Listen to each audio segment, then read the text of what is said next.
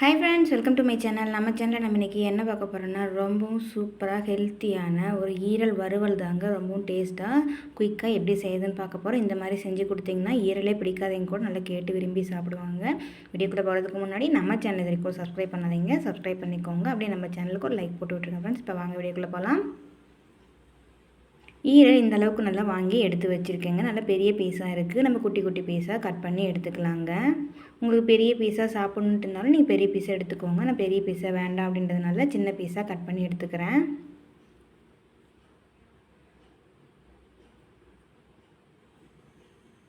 இதே மாதிரி எல்லாத்தையும் நம்ம கட் பண்ணி எடுத்துக்கலாங்க. இந்த மாதிரி எல்லாத்தையும் நம்ம கட் பண்ணி எடுத்துட்டோம். இப்போ தண்ணி விட்டு நல்லா அலசிக்கலாங்க. ஒரு தடவைக்கு 2 தடவை நல்லா அலசி எடுத்துக்கோங்க. இப்போ தண்ணி விட்டுட்டு இது கூடவே கொஞ்சமாக மஞ்சள் தூள், கல்லுப்பு சேர்த்துக்கலாங்க. நல்லா கழுவி எடுத்துக்கலாம். ஒரு தடவைக்கு 2 தடவை நல்லா இந்த மாதிரி கழுவி எடுத்துகிட்டு வந்துட்டேங்க. இப்போ இது கூட சேர்த்துறதுக்கு ஒரு மசாலா தயார் பண்ணிக்கலாங்க. பெருஞ்சீரகம் 1 ஸ்பூன் சேர்த்துக்கலாம், மிளகு 1 ஸ்பூன் சேர்த்துக்கலாம், சின்ன ஜீரகம் 1 ஸ்பூன் சேர்த்துக்கலாம், பட்டை இந்த அளவுக்கு ஒன்று சேர்த்துக்கோங்க, பெரிய வெங்காயம் கட் பண்ணி சேர்த்துருக்கேங்க, இஞ்சி பூண்டு ஒரு கைப்பிடி அளவுக்கு சேர்த்துக்கலாம், ஒரு தக்காளி சேர்த்துக்கோங்க.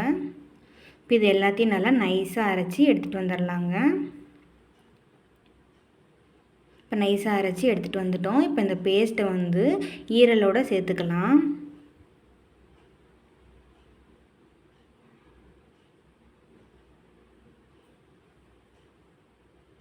இப்போ இது கூட காரத்துக்காக 1 ஸ்பூன் அளவுக்கு மிளகாத்தூள் சேர்த்துருக்கேன், 1/4 ஸ்பூன் அளவுக்கு மஞ்சள் தூள் சேர்த்துருக்கேங்க. இதுக்கெல்லாம் தேவையான அளவுக்கு உப்பு சேர்த்துக்கலாம். கறி மிளகுத்தூள் இருந்தால் 2 ஸ்பூன் சேர்த்துக்கோங்க, இல்லைன்னா கரம் மசாலா இருந்தால் 2 ஸ்பூன் சேர்த்துக்கோங்க. இப்போ இந்த மசாலா எல்லாத்தையும் சேர்த்துட்டு நல்லா இந்த மாதிரி கைவிட்டு அமுக்கி பிசைஞ்சிக்கோங்க. அந்த ஈரலெல்லாம் மசாலாலையும் நல்லா ஊறட்டும். நல்லா இந்த மாதிரி பிசைஞ்சிட்டு ஒரு 10 நிமிஷம் 10-15 நிமிஷம் அப்படியே விட்டுருங்க. நல்லா மசாலாலாம் ஈரலோடு நல்லா ஊறட்டும்.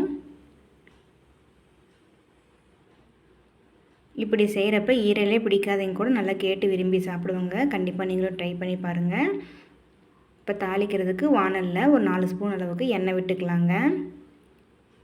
1 ஸ்பூன் கடுகு சேர்த்துக்கலாம், ஒரு கொத்து கருவேப்பிலை சேர்த்துக்கலாங்க. இப்போ நம்ம ரெடி பண்ணி வச்சுருக்க அந்த ஈரல் மசாலாவை இது கூட நம்ம சேர்த்துக்கலாம்.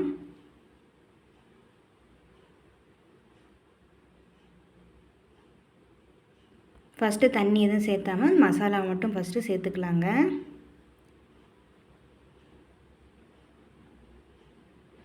சேர்த்துட்டு இப்போ எண்ணெயிலே நல்லா இந்த மாதிரி வதக்கி விட்டுடலாம்.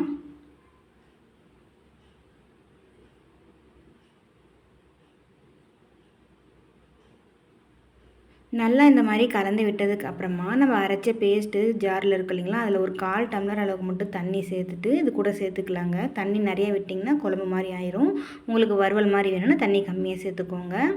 இந்தளவுக்கு தண்ணி சேர்த்துட்டு நல்லா இந்த மாதிரி கலந்து விட்டுடலாம்.